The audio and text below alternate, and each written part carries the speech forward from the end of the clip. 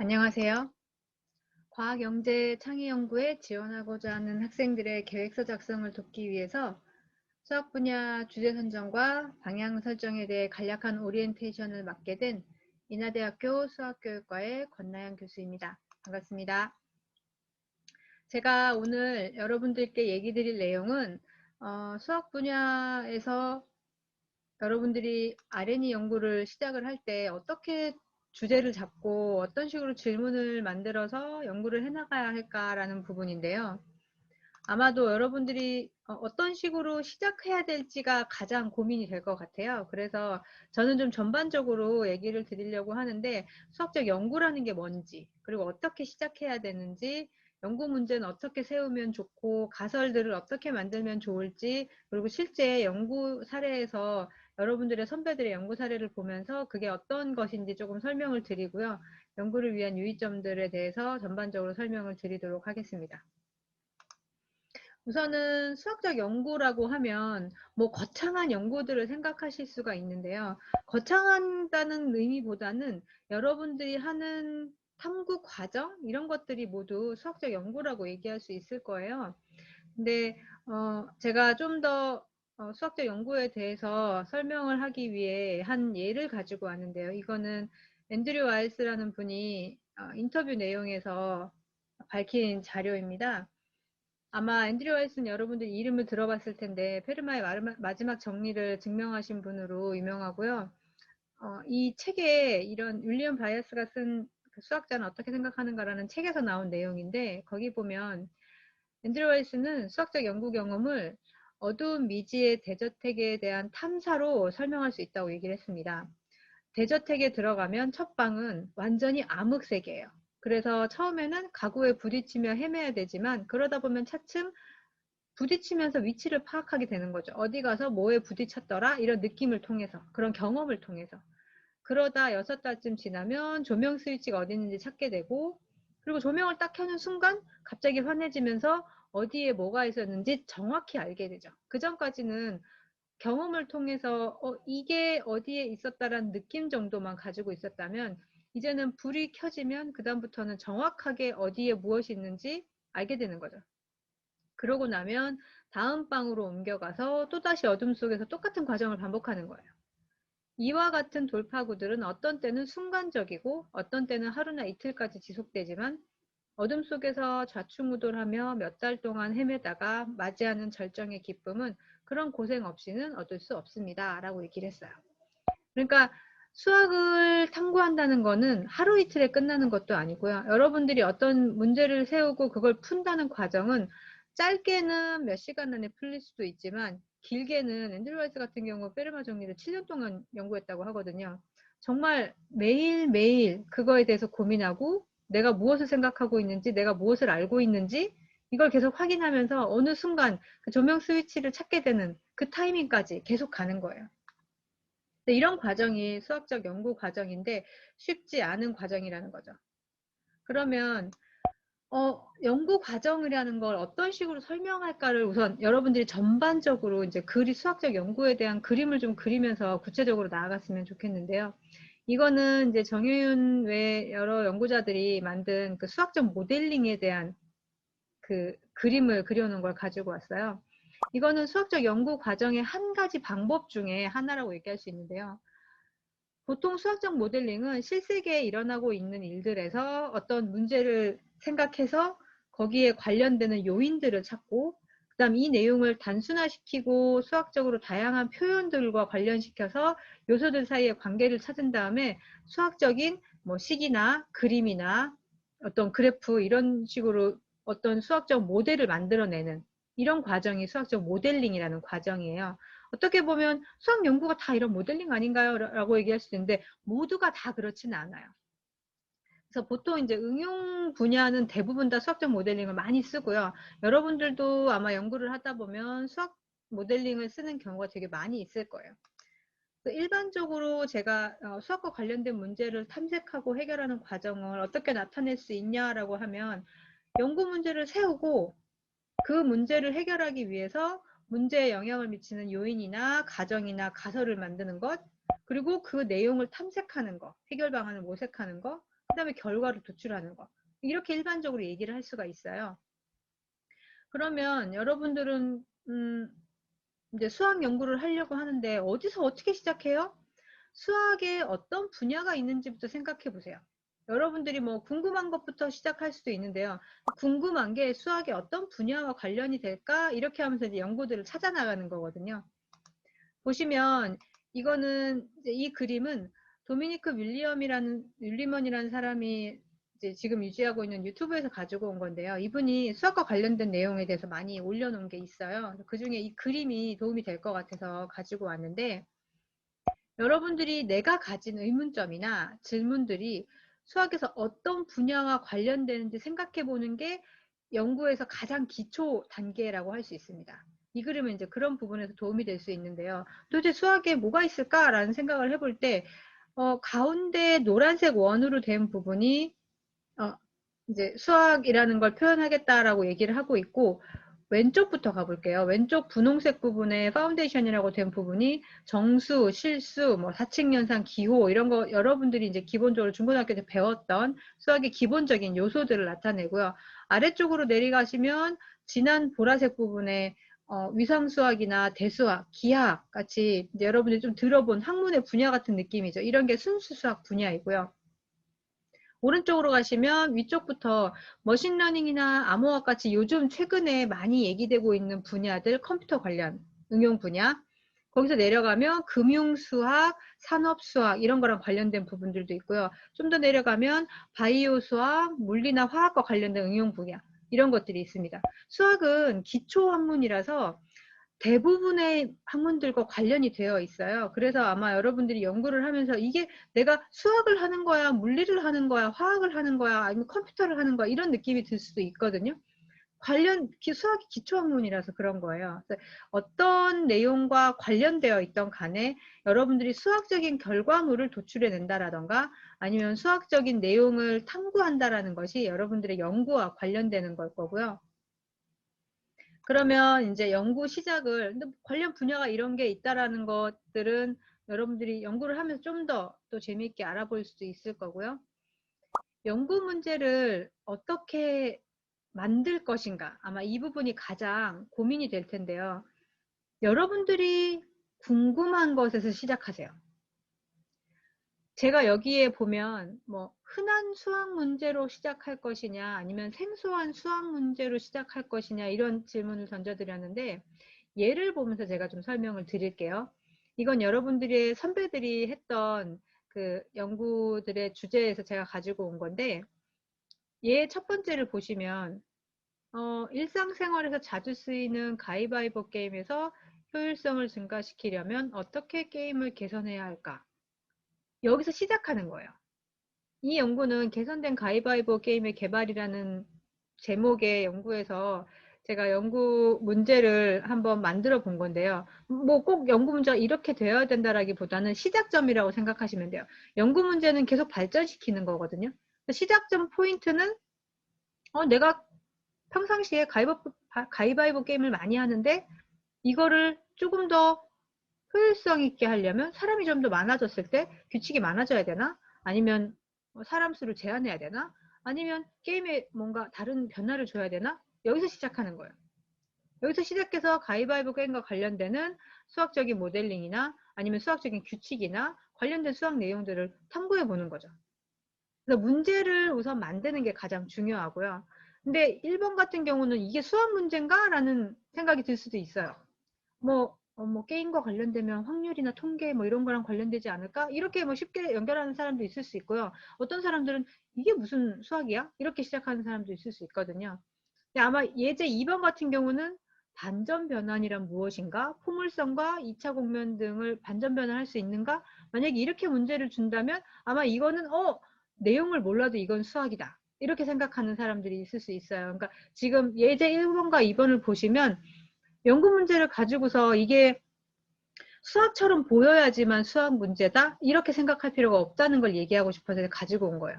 그러니까 여러분들이 뭐 순수 수학적으로 아니면 응용 수학적으로 뭔가 접근을 할 때 수학적인 기호나 용어가 나와야지만 수학 문제가 된다라고 생각하실 필요가 없다는 거예요.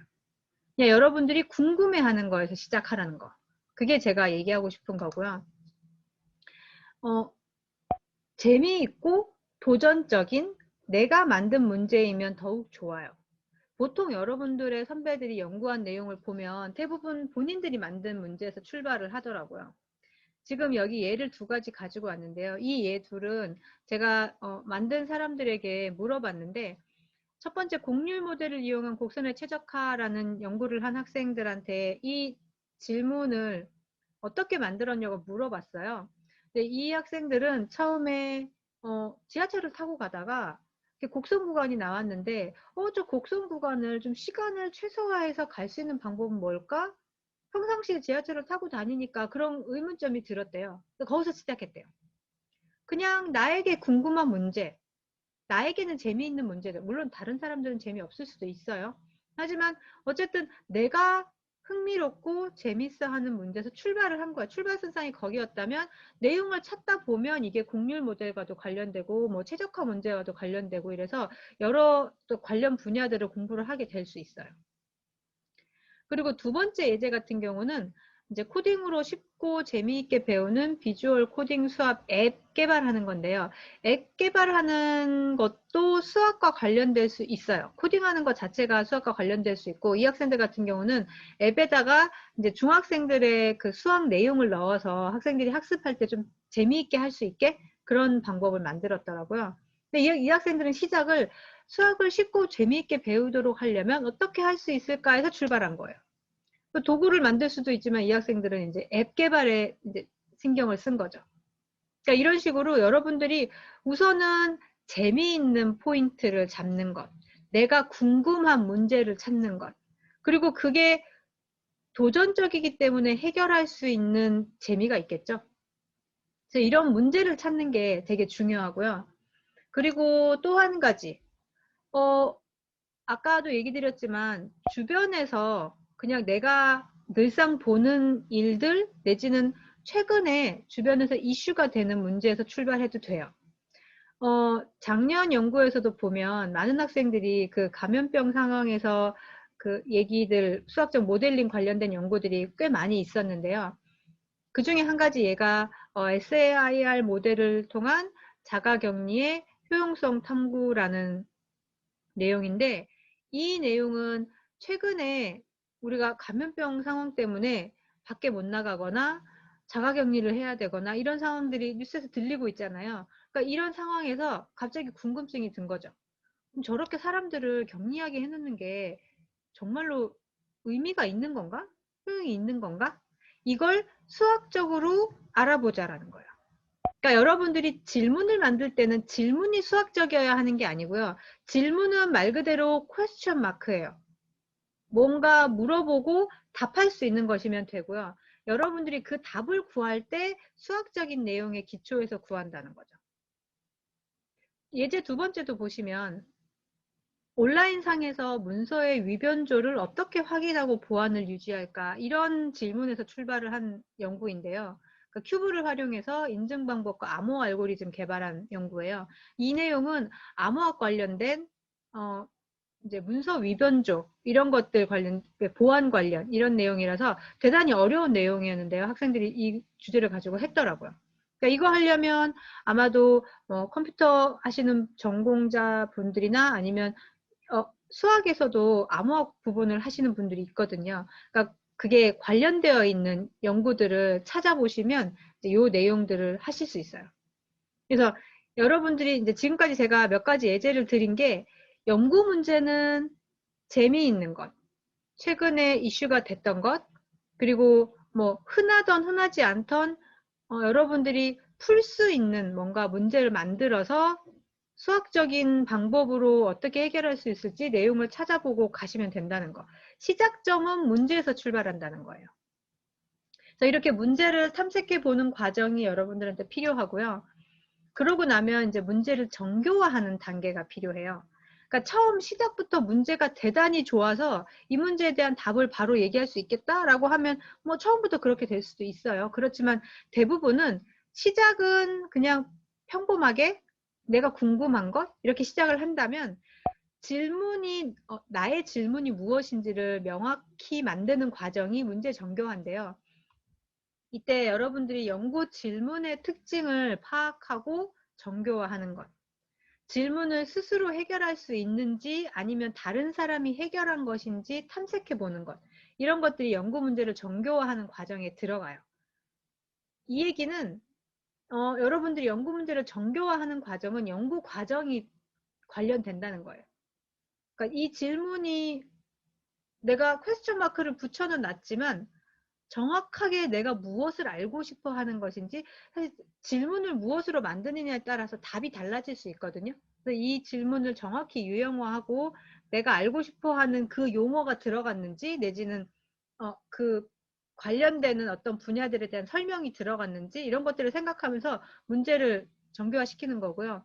그걸 하려면 관련 분야를 알아야 정확하게 말을 만들 거잖아요. 근데 이럴 때 이제 관련 분야의 책이나 뭐 유튜브 내용 같은 것들도 확인할 수 있어요. 근데 유튜브에 있는 내용들은 정확히 신빙성이 있는 내용들이 없을 수도 있기 때문에 되도록이면 이제 서적, 논문 이런 것들을 참고해 보는 게 더 저는 이제 추천을 드리고요. 논문을 찾아볼 때는 구글 스칼라나 아니면 리스 같은 걸 통해서 선행 연구들을 찾아보시는 게 가장 좋고요. 그리고 그 과정에 이제 전문가와 연락해서 자문을 얻는 것들도 도움이 될 수 있어요.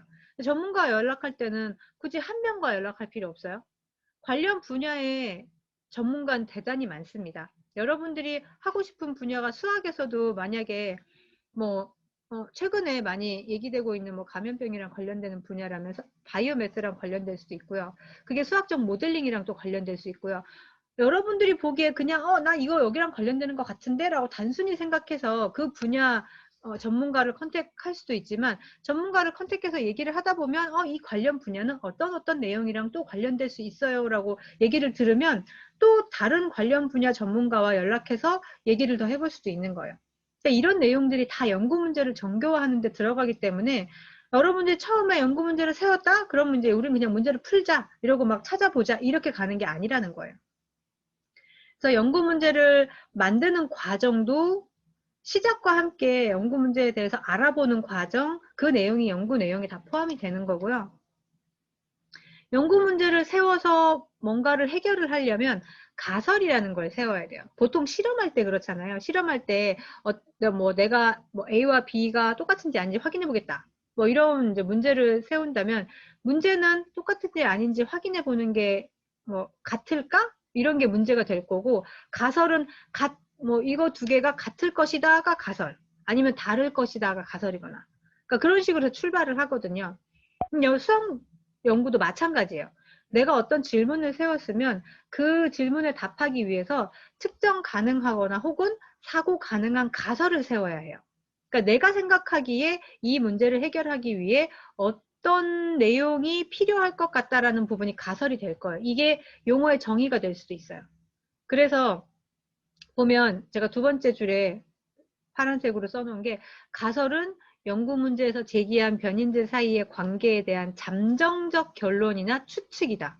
그러니까 여러분들이 문제를 세웠을 때 결론적으로 뭐가 될 것 같다라는 추측을 할 수 있잖아요. 항상 내용은 문제를 세우고 어떻게 결론이 날 것 같다라는 잠정적인 추측에서 출발해서 연구를 하다 보면 그게 결론이 되거나 정확한 모양으로 나오게 되겠죠. 근데 이걸 하기 위해서는 여러분들이 용어의 정의가 필요할 수도 있어요. 근데 수학에서 정의라는 부분이 처음부터 정의를 해놓고 가는 게 아니라 연구를 하다 보면 필요에 따라 정의를 만들어내기도 해요. 그러면서 만들어진 정의가 더 많거든요. 수학하는 과정이 이 연구에 다 포함이 되는 거예요. 그럼 제가 좀 더 구체적인 예제를 한번 보여드릴게요. 사례에서 얘기를 해볼 텐데, 이 내용은 청소년 과학 창의 연구라고 여러분들이 학술지로 만들어져서 나오는 건데요. 3권에서 가져온 연구예요. 연구 제목은 탑과 가람의 비례 분석을 통한 고대 사찰 복원에 대한 연구라는 건데요. 어떤 내용으로 연구가 되었냐면, 한국의 고대 사찰 구조물들의 배치를 분석해서 공통점을 찾고 복원이 필요한 고대 사찰에 적용을 시켜서 3D 프린터로 복원안을 제작하는 거예요. 제가 아까 이제 가설 얘기를 해서 이 연구를 할 때 어떤 가설을 세웠을까? 이제 이거는 그 연구 내용 중에서 제가 이 부분이 가설일 것 같다라고 해서 가지고 온 건데요. 이 학생들이 고대 사찰을 분석하고 뭔가 복원이 필요한 사찰을 안을 만들어 보겠다라고 했으면 필요한 가설이 뭐냐면 모든 고대 사찰은 고유의 가람 배치를 가지고 있어야 해요. 그래야지만 분석이 가능하거든요. 이 사람들이 가람 배치라는 것도 이제 용어 정의가 나오는데요. 어떤 특정한 성질을 가지고 있어야지만 그걸 분석할 수 있는 거거든요. 그래서 모든 사찰은 고유의 배치를 가지고 있고, 그리고 또 이 학생들이 가정으로 세우는 게 뭐냐면 동시대 사찰의 경우는 유사한 구조의 가람 배치를 지니는 경우가 많다는 거예요. 이건 이제 선행 연구에서 찾을 수도 있는 내용인데요. 가설이라고 해서 여러분들이 무작정 내가 생각하는 추측 뭐 이렇게 생각해도 되는데 선행 연구들로부터 추측해낼 수도 있어요. 사실 이 내용은 동시대 사찰이 유사한 구조를 가지고 있다는 건 다른 연구들을 찾아봐도 나오는 내용인데요. 어쨌든 고유한 가람 배치를 가지고 있고 동시대는 어떤 유사한 구조의 가람 배치를 지니고 있는 경우가 많다면 실제로 내가 어떤 고대 사찰을 분석하고자 할 때 고유의 가람 배치가 이게 어느 시대의 사찰이면 어떤 비슷한 가람 배치를 가지는 다른 사찰을 참고해 볼 수 있을까를 생각해 볼 수 있잖아요. 그러니까 이런 것들이 이제 가설이 된다는 거죠. 그러니까 여러분들이 이제 수학 문제를 푼다고 해서 수학 연구를 한다고 해서 수학 문제 풀듯이 막 무슨 기호로 나오는 가정 이런 것들을 생각할 필요가 있는 게 아니고요. 사고 가능한 이 내용이 다음 내용으로 가기 위해서 무엇이 필요한가라는 부분을 생각하는 거예요. 수학 연구에서는 중요한 게 수학적으로 숫자를 배치하고 뭐 문자를 쓰고 이런 것들보다 내가 무엇을 해야 하는가, 이 다음에 필요한 게 무엇인가 순서대로 생각하는 것도 대단히 중요해요. 그럼 이 연구 사례를 좀 더 자세히 볼게요. 지금 연구 문제랑 가설을 얘기하고 있기 때문에 이 연구에서 연구 문제가 뭘지를 한번 생각해 볼게요. 연구 내용을 다시 한번 살펴보시면 연구 주제는 고대 사찰 복원에 대한 연구라고 했고요. 연구 내용은 한국의 고대 사찰 구조물들의 배치, 가람 배치라는 걸 분석을 해서 공통점을 찾고 이제 뭐 망가진 고대 사찰이 있을 때 그 복원이 필요한 사찰에 적용을 시켜서 3D 프린터로 실제로 복원안을 만들어 보는 거, 이런 게 연구 내용이었는데, 가설은 모든 고대 사찰이 고유의 가람 배치를 가지고 있고 동시대 사찰은 유사한 구조를 지니는 경우가 많을 거다. 이게 가설이라고 한다면, 이제 이 학생들은 어떤 선행 연구를 했냐면 삼국시대 수리작도법을 책을 통해서 알아봤고요. 논문을 통해서 술바스투라스 작도법도 알아봤고요. 뭐 고대 사찰의 탑과 가람 이런 것들을 책과 학위 논문을 통해서 알아봤어요. 그리고 어떤 걸 해봤냐면 연구 방법에 어떤 내용이 있냐면 연구대사 사찰을 정해가지고 실제로 백제 사찰을 분석해보고 익산 미륵사 탑 높이를 추정을 해보는 거예요. 이 가람 배치를 이용해서. 그리고 통일신라시대 사찰을 또 가람 배치에 대한 분석을 해보고 황룡사 구층 목탑의 높이도 추정을 해보는 거죠. 그리고 분황사 모전 석탑의 높이를 추정해보고 사천왕사 망덕사 사찰의 3D 복원을 해보고 뭐 이런 것들을 연구해서 해요. 그러니까 지금 연구 내용에 나오는 것들이 연구 방법에 같이 반복되고 있죠. 근데 그러면 이 연구에서 과연 연구 문제가 무엇이었을까요? 이 학술지를 보면 연구 문제를 정확히 기술하고 있지는 않아요. 근데 저희가 내용을 보면서 연구 문제를 추정해 볼 수는 있어요. 무엇이냐면 고대 사찰은 어떻게 복원할 수 있을까? 이 학생들이 3D 프린터로 복원안을 제작을 했거든요. 연구 결과에 복원안이 있다는 얘기는 연구 문제에 답을 할 수 있는 문제는 고대 사찰은 어떻게 복원할 수 있을까? 뭐 3D 프린터로 가람 배치를 이용해서 분석할 수 있다? 뭐 이런 내용들이 들어갈 수 있는 거고요. 아니면 고대 사찰을 복원하기 위해 필요한 정보는 무엇일까? 아마 뭐 가람 배치라는 어떤 분석 틀이 필요한 거겠죠? 이런 게 연구 문제가 될 수 있다는 거예요. 제가 여기서 연구 문제를 고대 사찰을 어떻게 복원할 수 있을까 또는 고대 사찰 복원을 위해 필요한 정보는 무엇일까 이렇게 얘기한 이유는 학생들이 정확하게 연구 문제라고 밝혀놓은 퀘스천 마크를 제가 찾을 수 없어서 그랬는데요. 보통 수학적 연구에서 학생들이 연구 계획서 뿐만 아니라 이제 나중에 결과물 제출할 때도 보면 연구 문제를 정확히 기술을 안 한 경우가 되게 많아요. 근데 연구 문제가 되게 무엇인지가 중요한 게 결과물은 문제에 대한 답이거든요. 그럼 문제가 있어야 답을 정확하게 얘기할 수가 있죠. 문제를 보는 사람이 추측하게 하는 게 아니라 정확하게 밝혀주는 게 중요해요. 그래서 제가 이런 사례를 통해서 여러분들한테 문제를 처음 시작점이 되는 문제, 그리고 중간에 고쳐지는 어떤 정교화된 문제, 이런 것들을 명확하게 밝혀주려고 얘기를 하고 싶어서 이런 사례를 가지고 온 거고요.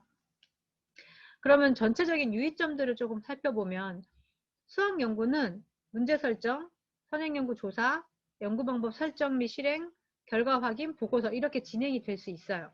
그런데 이 과정 중에 연구 문제는 언제든지 조정될 수 있습니다. 내용을 하면서 연구 문제는 정교화된다고 했죠. 그래서 연구 문제를 처음에 정확하게 세워야 된다는 개념보다는 과정 중에 고쳐질 수 있으니까 처음 시작은 무조건 그냥 문제로 시작하세요. 그리고 함께 연구하는 동료들이랑 계속 의견을 공유하고, 연구 문제나 내용이나 결과에 대해서 나랑 같은 생각을 가지고 있는지 다른 의견이 없는지 계속 확인하세요. 그러면서 새로운 걸 발견할 수 있어요. 그리고 여러분들한테 매번 연구 노트 작성하는 걸 좀 강조하고 싶은데요. 매일 아니면 매번 시간과 장소와 날짜 등을 기록하면서 연구 노트 작성을 해주세요. 이건 나중에 이제 기록도 되고요. 그리고 여러분들은 전문가를 여러 명 찾아보고 자문을 구하기를 저는 추천을 드려요. 그리고 연구 결과를 얻는 것은 끝이 아닙니다. 시작입니다. 왜냐하면 무언가를 알아냈다는 것은 그 이후에 무엇을 해야 할지가 보인다는 거거든요. 끝이 아니라 시작이에요. 제가 이 오리엔테이션에서 한 내용들을 한 슬라이드로 정리한 것인데요. 여러분들은 연구 문제를 만드는 것을 시작한다고 하는데요. 그 연구 문제를 만드는 게 모든 연구 과정과 관련이 되어 있어요. 처음에 어떤 질문을 던졌을 때 가설을 세우고, 비슷한 다른 연구들을 찾아서 선행 연구를 찾아보고, 그리고 실제로 이렇게 과정을 만들어서 한번 연구를 해보자, 연구 방법을 만들어서 실제로 해보고, 그러면서 연구 내용이 생기잖아요. 연구 결과가 얻어지기 전까지 여러분들은 지속적으로 연구 문제를 정교화하는 과정을 거치게 돼요. 내가 답을 얻었다는 얘기는 나의 연구 문제가 무엇인지를 명확히 알게 되었다는 것과 같은 얘기예요. 그래서 연구의 시작도 연구 문제지만 연구의 끝도 연구 문제예요. 그리고 또 다른 시작도 연구 문제인 거죠. 이게 계속 돌아가는 과정이기 때문에 여러분들이 시작을 어떻게 해야 하나요에 너무 고민하지 말고 아주 작은 포인트에서 시작하세요. 그리고 연구를 하면서 연구 문제는 다듬을 수 있습니다. 이게 제가 여러분들에게 드릴 수 있는 조언이고요. 여러분들이 자료를 찾아보실 때는 R&E 센터에 가시면 자료실에 이전 학생들 20년만이 아니라 19년, 18년 자료들도 어떤 연구들이 있었는지 확인할 수 있으니까 내용을 확인하시고, 학술지, 청소년 과학 창의 연구도 그 자료실 안에 있거든요. 학술지 내용도 확인하시면 어떤 연구를 어떻게 했는지 좀 구체적으로 알 수 있어요. 다른 학생들, 다른 선배들의 연구를 한번 확인해 보는 것도 여러분들이 연구 문제를 만드는데 도움이 될 수 있습니다. 네, 그러면 저는 여기까지 얘기 드리고요. 좋은 연구 하시기 바랍니다. 감사합니다.